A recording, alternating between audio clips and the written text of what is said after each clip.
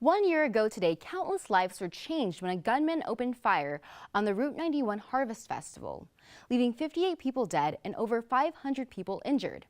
In the aftermath of the 1 October shooting, the Las Vegas community proved to the world what Vegas Strong really means. This is 1 October, a year after.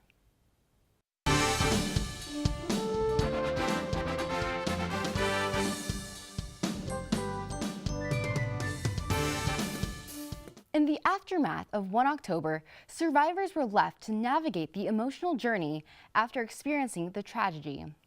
With us today to talk about her healing process is Lisa Stadmiller, who attended the Route 91 Harvest Festival. Thank you very much for joining us today. Of course. So can you tell us a little bit about where you were the night of 1 October? That night, I was actually leaving the festival, and I was right by one of the VIP entrances on the side. So what were the emotions you were dealing with right after this shooting? All of them. I was angry because someone thought that it was okay to hurt so many people, and I was sad that so many people got hurt, but I was happy that I was okay and that all my friends were okay. And I was frustrated because I knew that my life was going to change from that point on. So what were the challenges you faced after the shooting? A lot of things. Even everyday life was challenging. Like a couple of days right after, my dad just honked the car horn and I started crying because it was a loud noise and I got scared. And that just made me realize just how much everything was changing. And even going to concerts, that's something that I love doing. And I was afraid that I wasn't going to be able to do that anymore because I would have a panic attack if I went. So what resources did you use to help kind of overcome like PTSD or whatnot?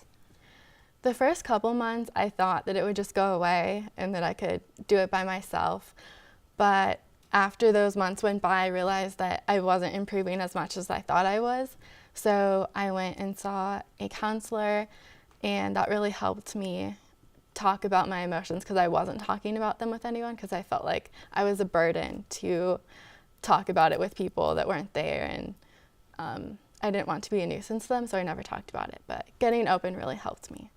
So you talk about going to counseling. What did you learn in counseling, if you can talk about that experience that helped you kind of overcome? Well, at counseling, we did this.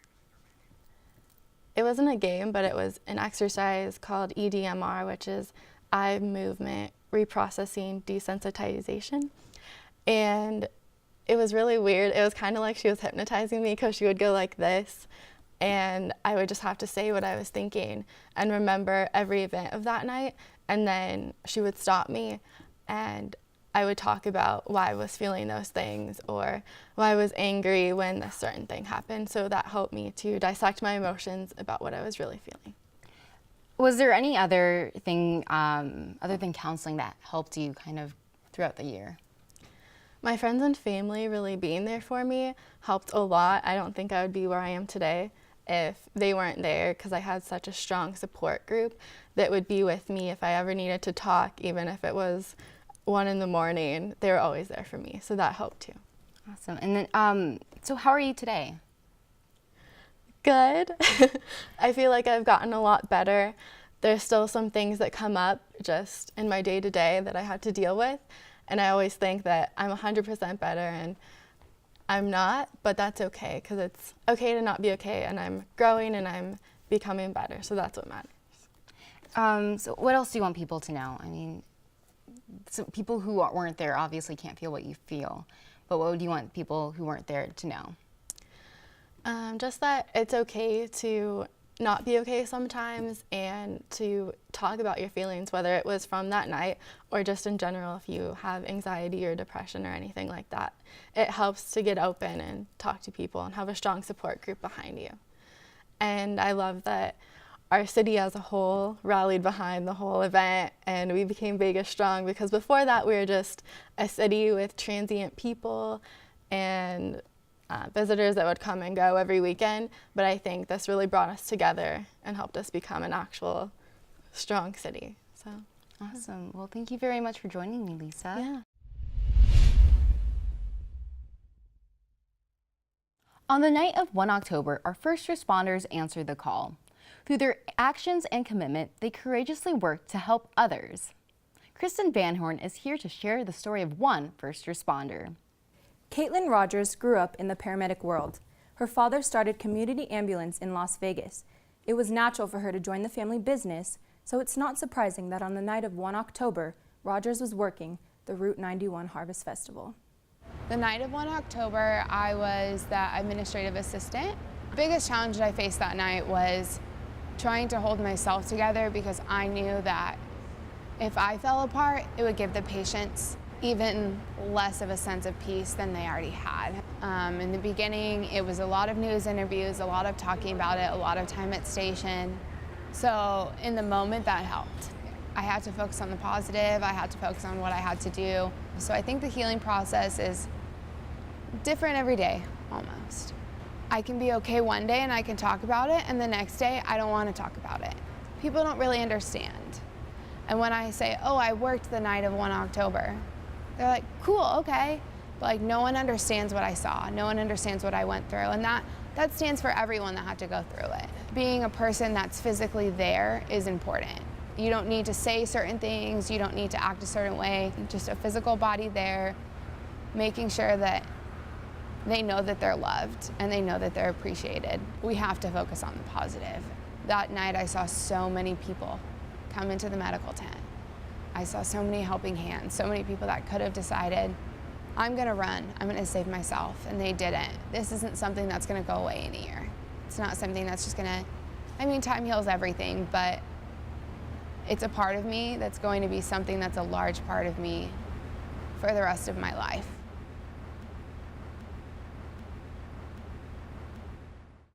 The Practice is a Las Vegas community mental health training clinic on campus. It strives to give affordable mental health care to Las Vegas community members.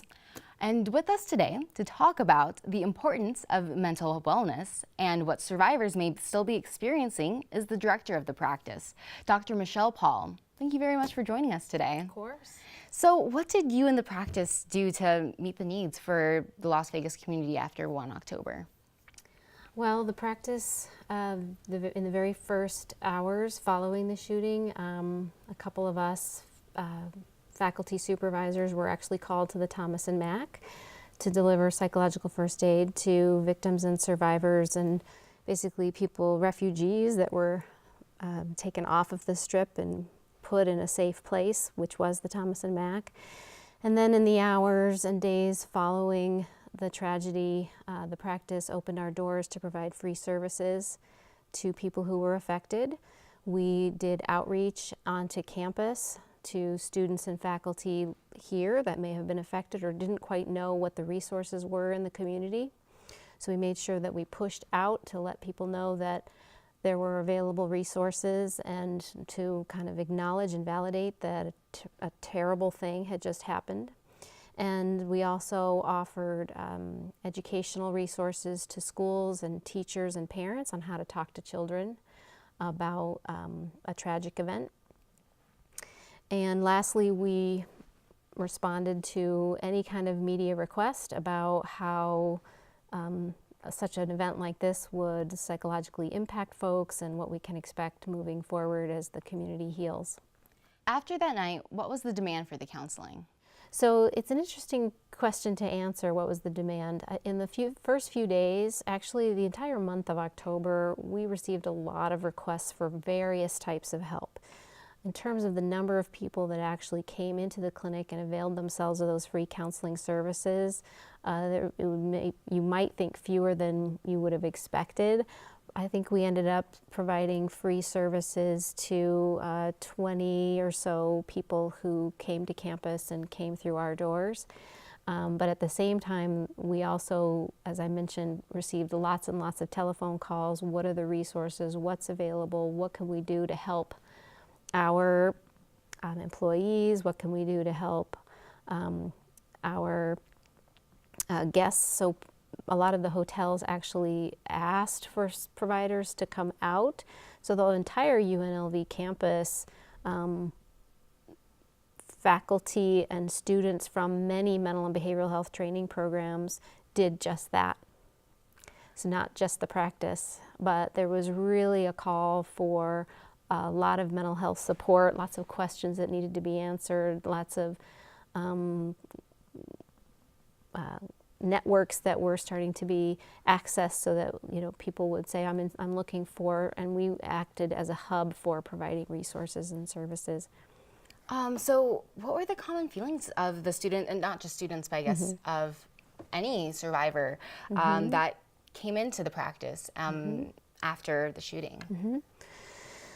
So certainly the closer anyone is to a traumatic event, the more intensely they are going to feel the effects of being traumatized. The entire nervous system kind of goes under, is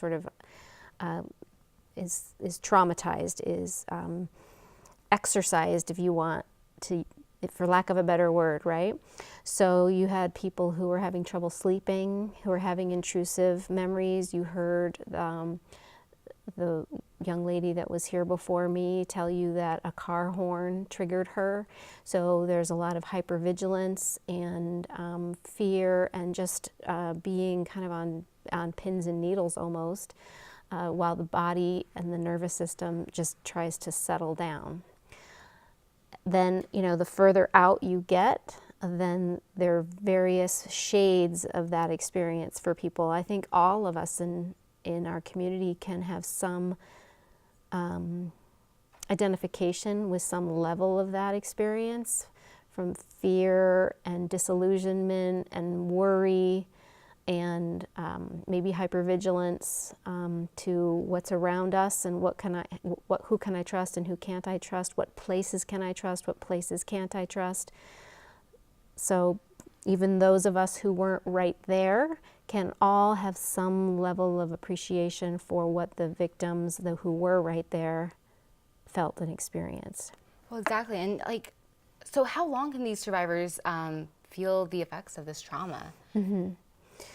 So for many months and maybe even years to come, again, the closer folks are to the actual event, and of course certainly anybody who was actually wounded in the event is going to be more impacted for potentially a longer period of time. And if you are experiencing those symptoms for more than 3 or 4 months, then it's probably time to get additional assistance.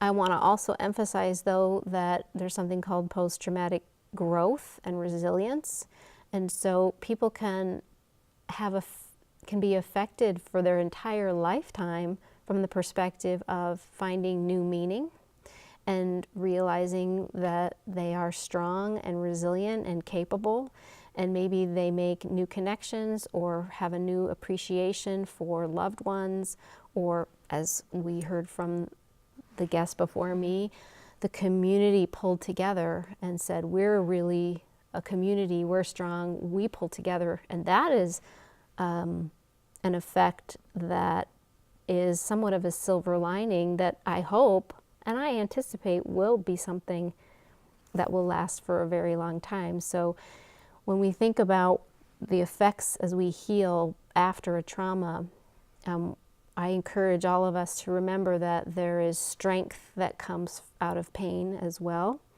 and that both sides of that can continue to carry with us moving forward and give us life wisdom that we might not have had otherwise, not to diminish the pain, but to use the pain as a foundation for healing and strength and resilience and standing strong. Exactly.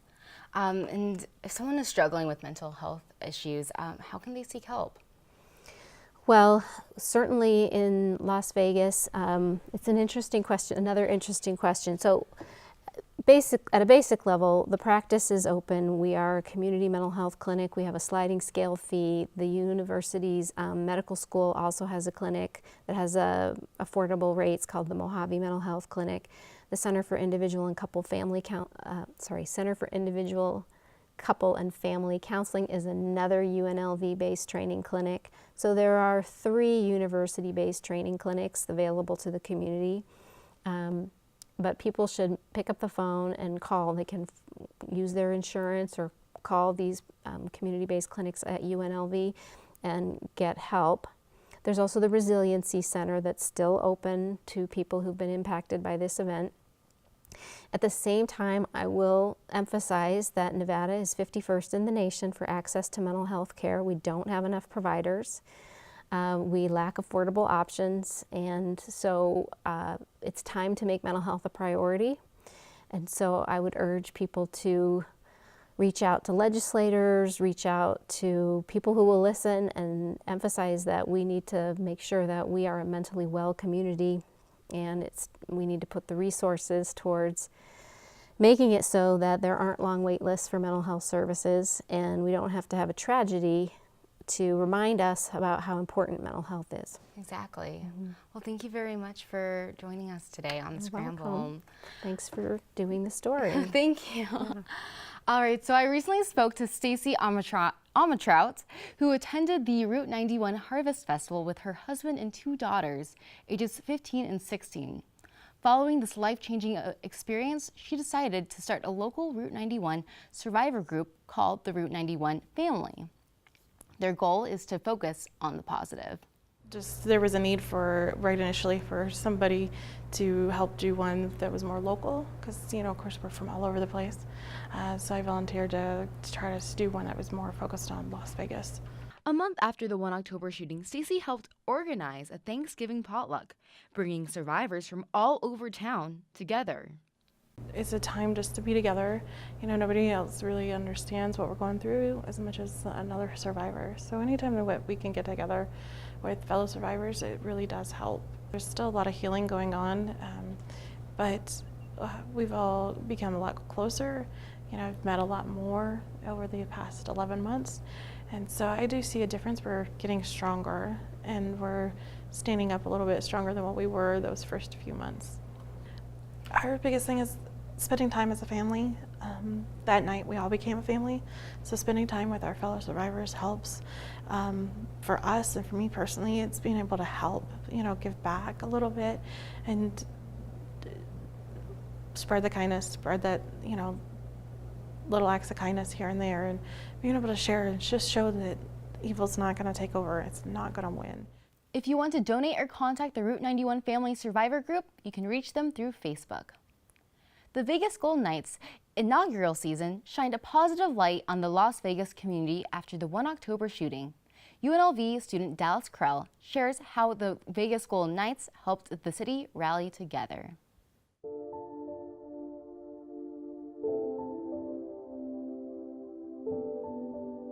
We got shots fired at 4:15 a.m. Route 91 sounded like an automatic firearm.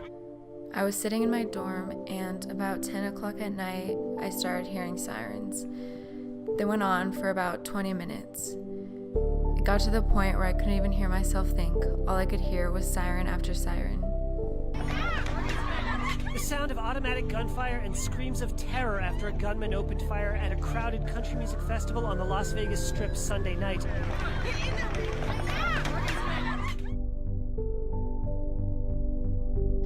The October 1 shooting definitely redefined the attitude of this city. Even though I lived through 9/11, I was so young. I feel that, this is my 9/11. This horror will be ingrained in my head for the rest of my life. This community needed something to heal with. Seeing the T-Mobile Arena fill up with Golden Knights fans with their passion for the team was an escape from the horrors going on at that time. I feel like the Golden Knights have done more for the city of Las Vegas than just bringing us hockey. I think the Golden Knights really helped the Las Vegas community in an effort to heal after the October 1st shooting. The community involvement the team partakes in is such a great way to give back and kind of ease the pain of those still affected by it. They open up their practice facility to the public to come and go as they please. The night march before games, they're open to fans supporting the team. It's just incredible. Sports unites and heals communities in ways that are just inexplainable. This team came into the city at just the right time and have led a movement of unity for those who listen. This team and this city will always be Vegas strong.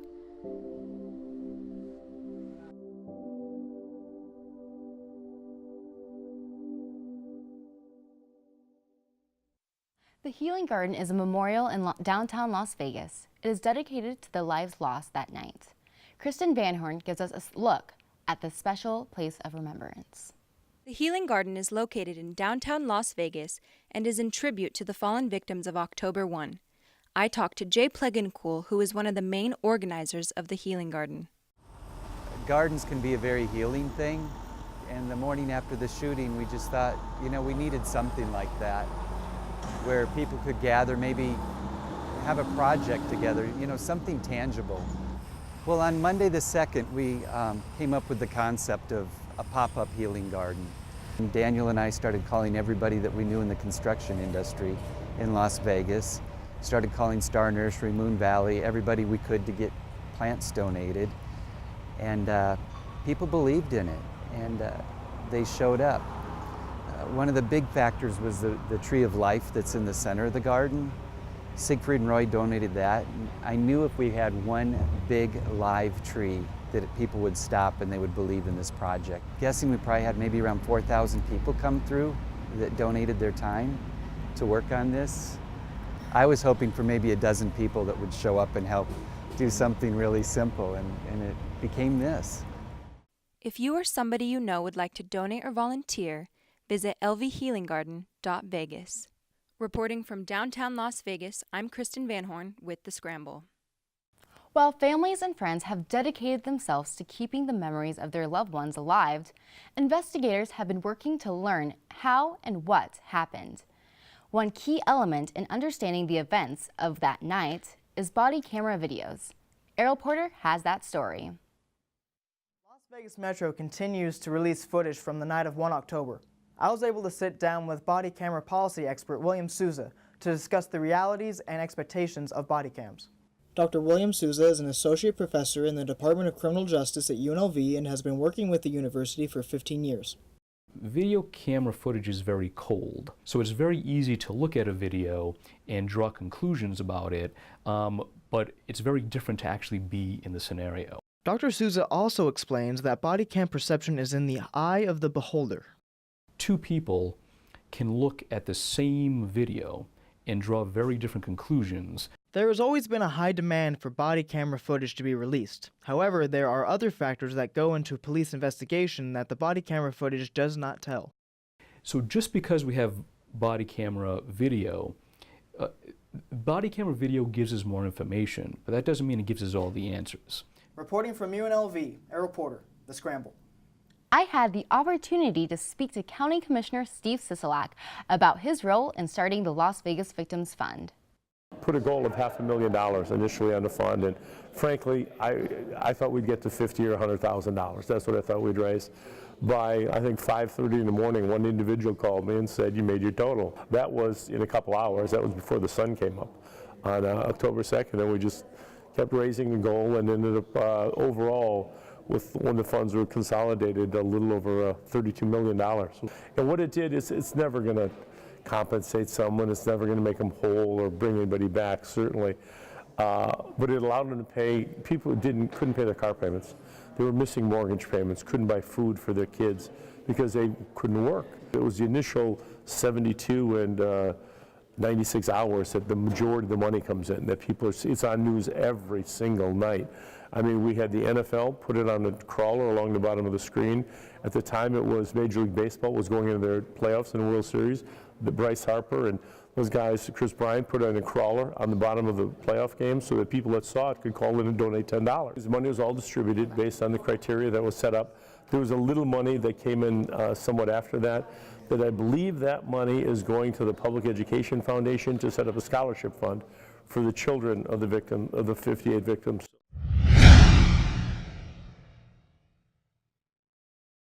This event has left a mark on the Las Vegas community. Everyone has a story to tell, whether they were there that night or know someone who was. We will never forget the lives lost, and we will also never forget how at that moment our community rallied together. Rather than breaking us, it made us stronger. it made us Vegas strong.